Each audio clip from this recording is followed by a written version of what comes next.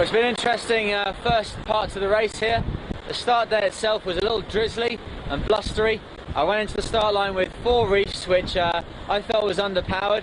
Got over the start line and discovered that the trinquet had split its back, so I had to go to the storm jib. So the first mile of the race with only the 4 reefs in the main and the storm jib, very slow for me. But then when I turned and went around the top mark, I was able to start to reach down towards the position of the other guys.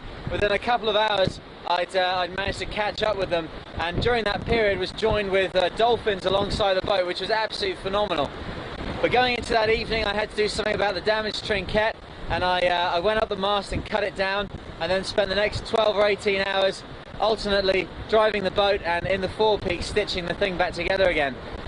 The next evening I tried to go up the mast and get it fixed, but it was just too rough, and I got pretty worn out up there, had to come down unsuccessful, but stayed in the light stuff another 6 hours, unfortunately losing ground, but managed to get up the mast the next morning and get it reattached. So then set off with all the sails back up to spec, but my position at that point slightly behind the field, but a little bit closer to the high pressure sail, which then started to roll over the top of me, and unfortunately meant that I've lost distance to the other guys.